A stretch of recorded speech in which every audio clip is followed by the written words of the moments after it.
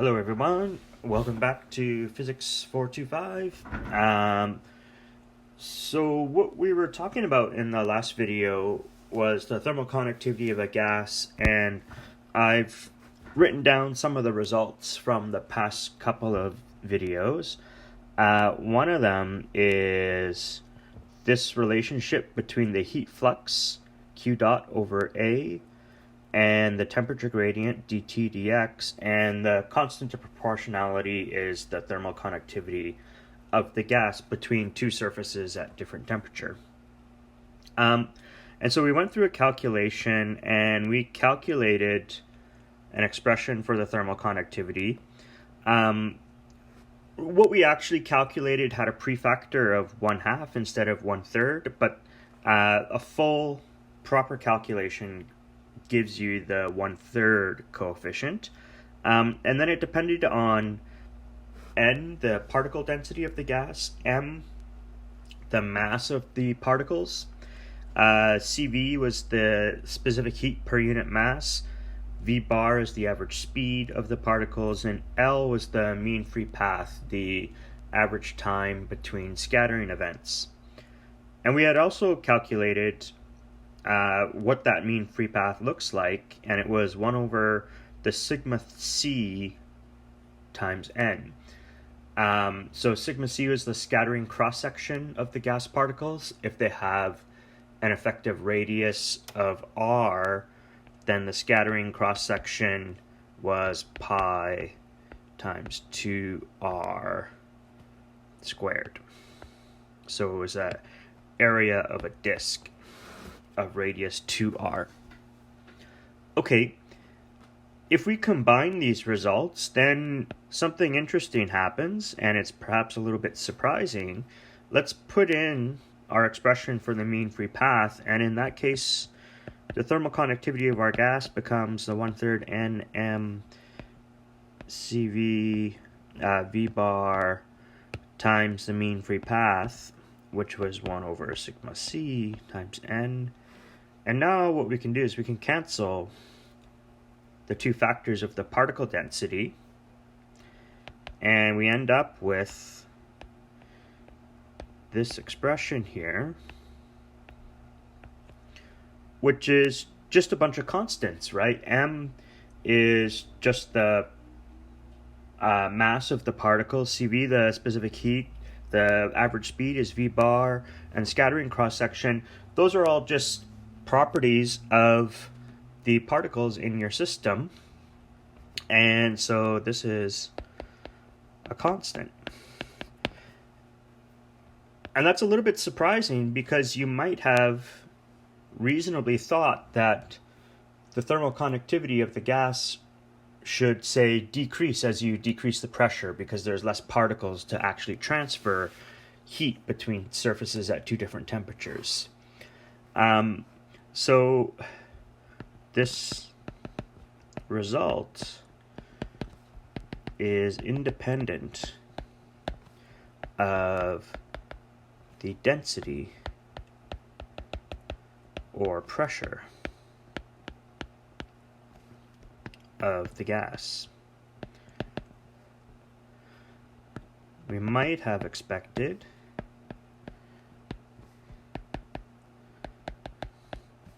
a denser gas to better conduct heat, or to have a higher thermal conductivity kappa, because simply there are just more particles to transfer heat. There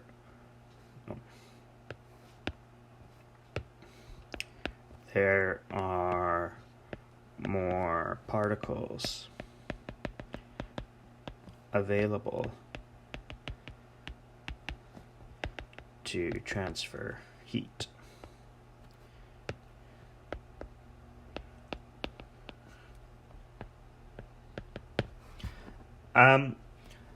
However, what happens is, as you increase the density, it is true there's more particles to transfer heat, but the collision rate between those particles increases, so the rate of scattering events increases. And so if you had a particle that was initially directed, say, from a hot surface to a cold surface, then if it scatters more often, then its direction gets randomized and it's less effective at transferring the heat. But at higher density, we have an increased collision rate between particles,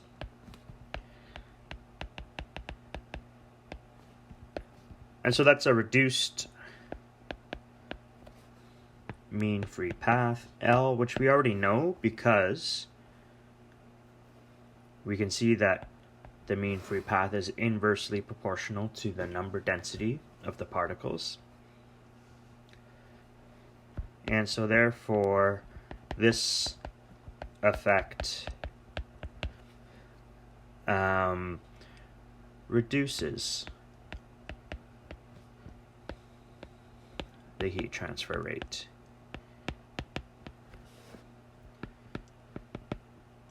The two effects, the increase in the number of particles available for transferring heat and the increased scattering rate or reduced mean free path, these two effects cancel each other out, and the result is a thermal conductivity that is independent of the density or pressure of the gas.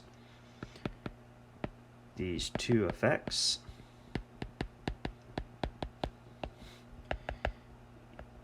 increased number of particles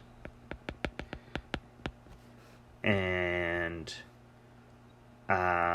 the reduced mean free path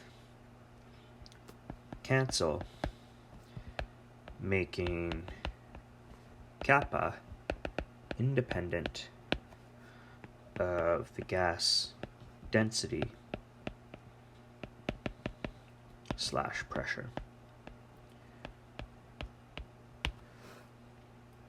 Okay, so that's kind of an interesting result, but it must have some limitations. So for example, if we got to really, really low pressures, let's imagine that we could get to such a low pressure that effectively we have a perfect vacuum. And in that case, we would have no particles between these surfaces at different temperatures, and then you would certainly expect that the thermal conductivity of the gas to go down with pressure. So we can argue that there must be something missing.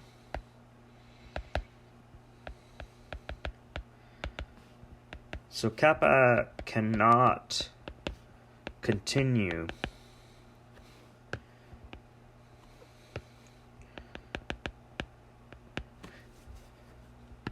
to be independent of the density at very low pressures. So for example, what if you could, in principle at least,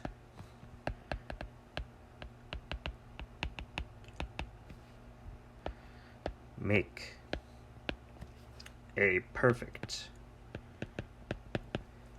vacuum?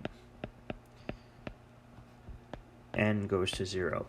Well, in that case, this expression that we have that's independent of N must fail. And so we have to fix that. So then we must have kappa go to 0, i.e. not remain constant,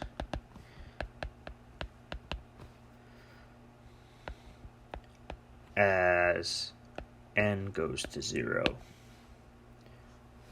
Right. It's because there's just no particles available to transfer energy or heat from the hot to cold surface.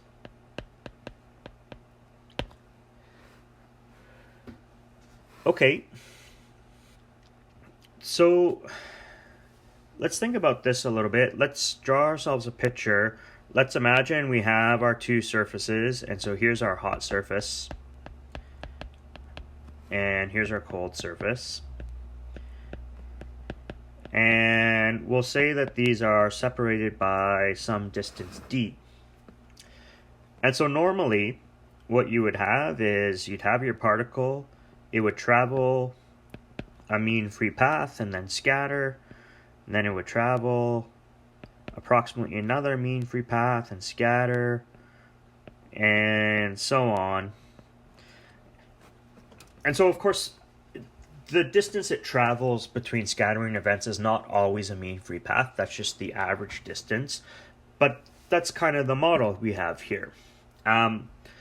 So we know that the mean free path L is proportional to 1 over the density. So as we reduce our gas pressure, lower the density, then the mean free path goes up. And so let's just imagine that we did that. And so down here, we'll have the same scenario, but at a lower pressure. And so let's say this is P1, and then this is P2, which is less than P1. And in that case, what happens is our particles travel a further distance. And so if this is L2, maybe this one is L1. Okay, and then we keep going. And we say, all right, let's lower the pressure again. P3 is less than P2. And in this case, maybe the mean free path becomes larger than the distance d between the surfaces. And so this is, say, L3 is larger than the distances between the two surfaces. Well, in that case, our calculation breaks down. And so we have to think of some way to correct it. And so eventually, the mean free path L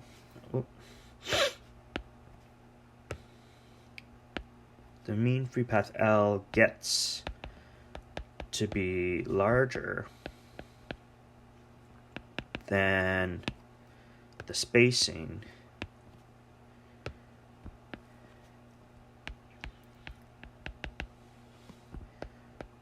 between the two surfaces.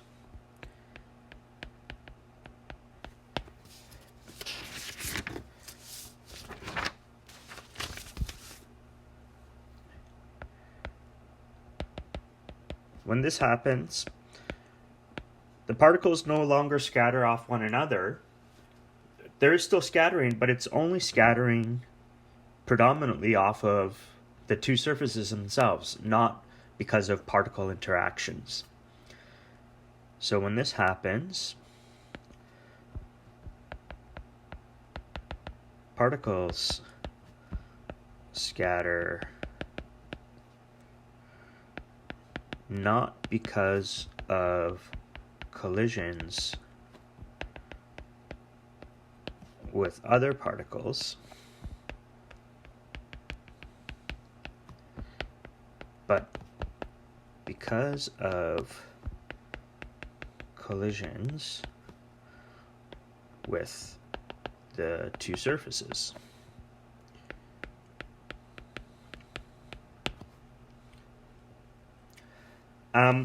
So what we're going to do is,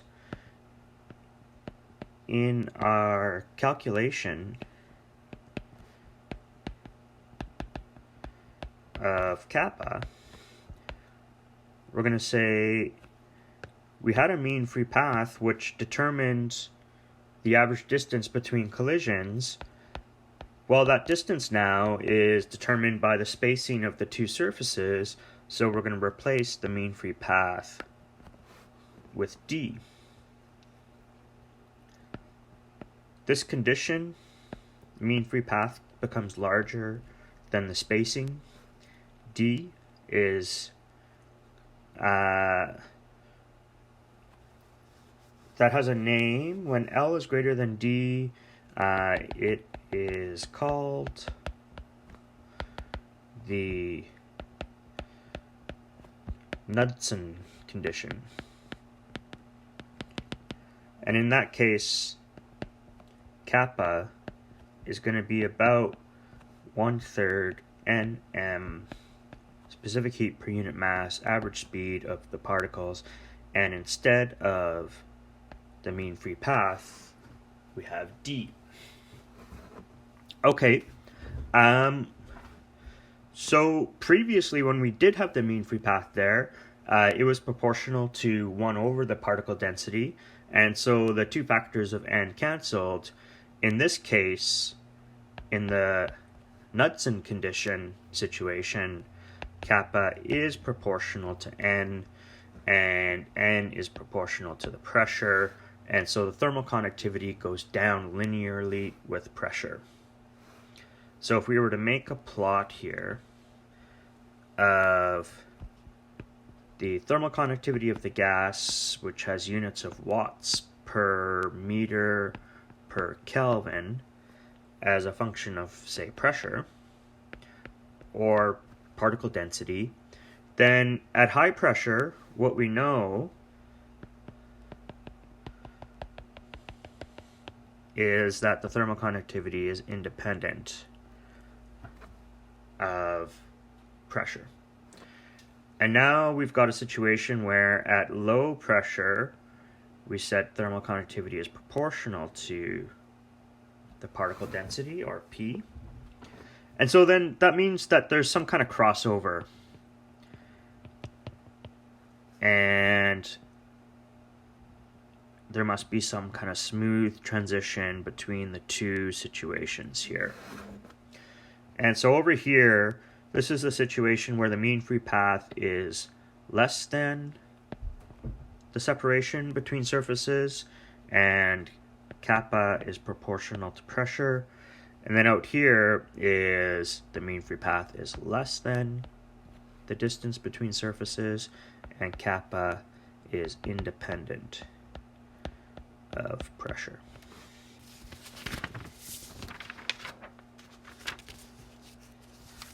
Okay, so let's do an example where we try to figure out, like, when does this Knudsen condition become important?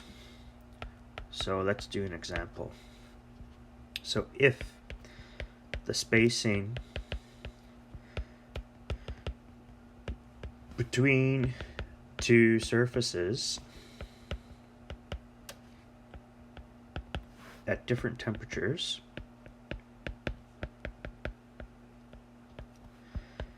in a vacuum. So I don't mean now perfect vacuum, I mean that we've pumped out a space and there's some residual low pressure gas remaining.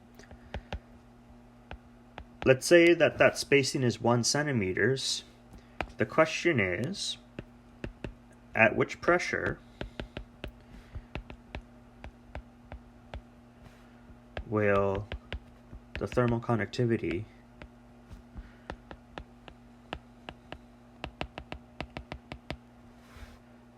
of the residual gas start to decrease?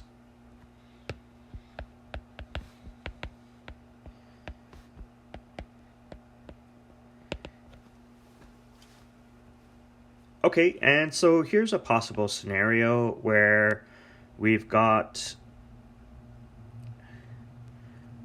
some rod that contains maybe some sample that we're studying, and maybe there's a heater on this rod so that we can elevate the sample temperature above base temperature, and so we have some control over the temperature of the sample. And then that's surrounded by some canister, and in here is our residual gas, like our vacuum space with some residual gas floating around. And this distance here is D, and that's about 1 centimeter, let's say, all around. And so this is at temperature T. We might call this can that's surrounding our sample stage at elevated temperature as a heat shield.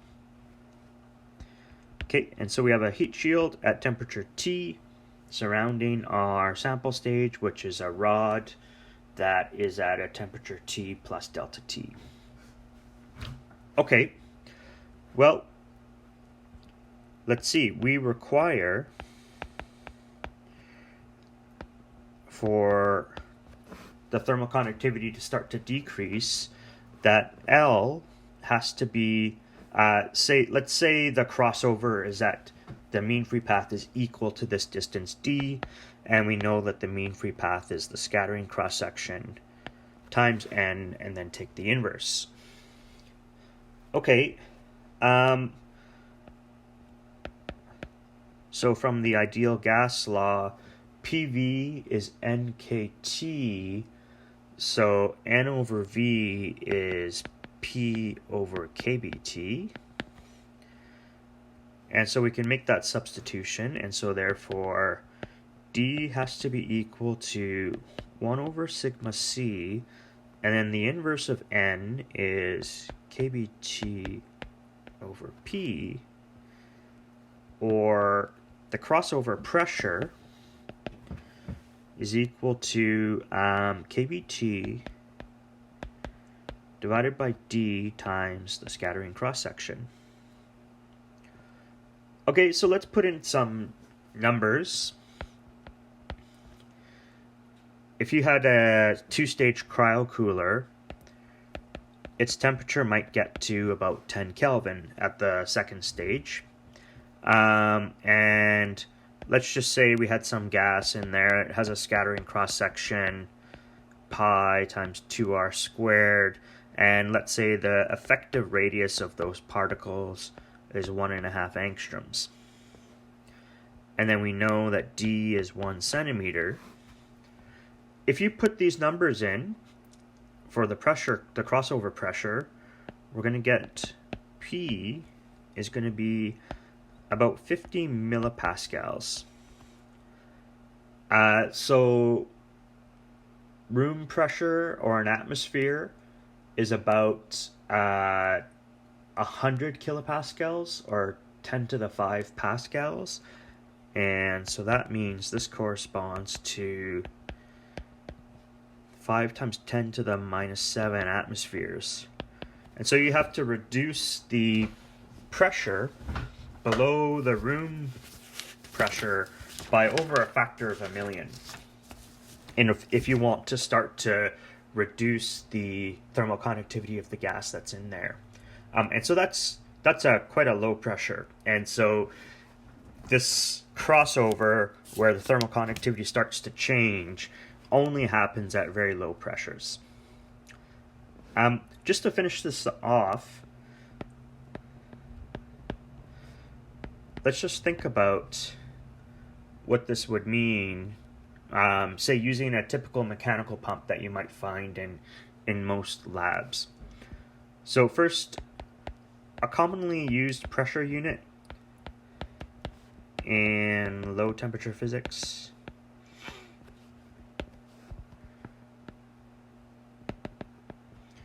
is a torr.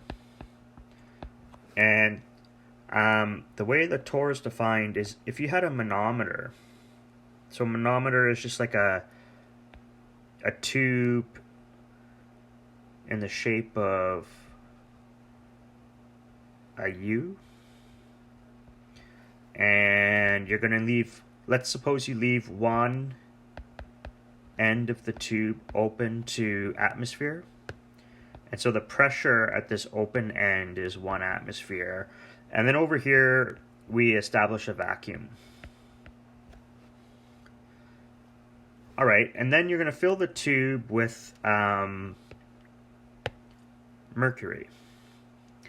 And because you have high pressure at the open side relative to the vacuum, the mercury is going to be pushed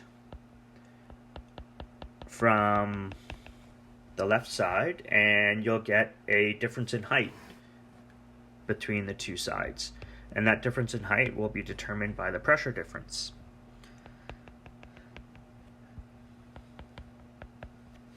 And so if you had 1 atmosphere on one side and vacuum on the other side, this difference in height would be 760 millimeters.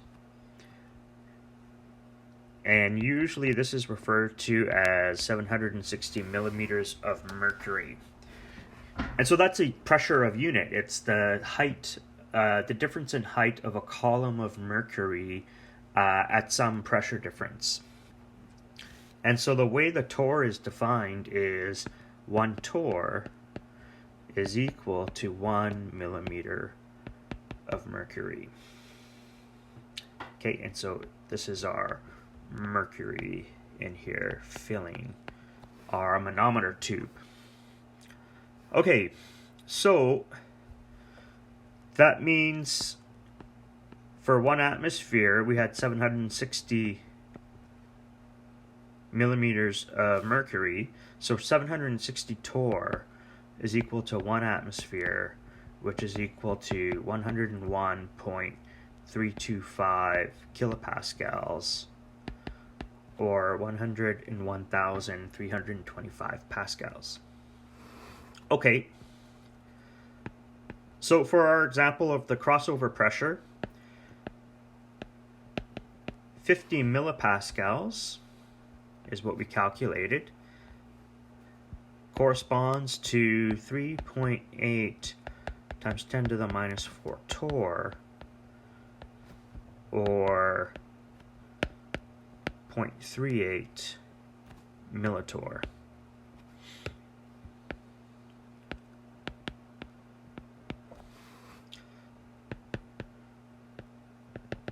All right, so a typical mechanical pump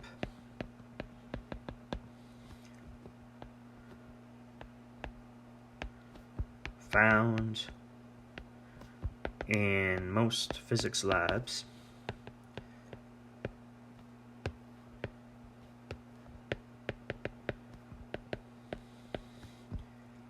can achieve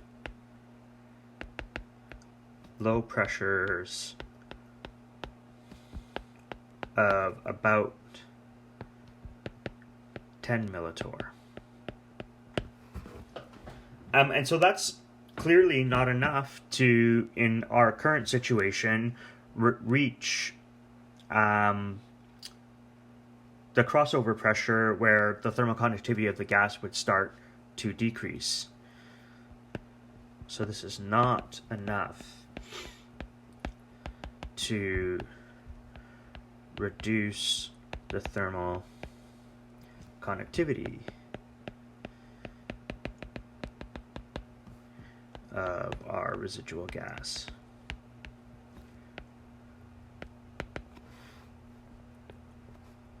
And so you either have to get a better pump,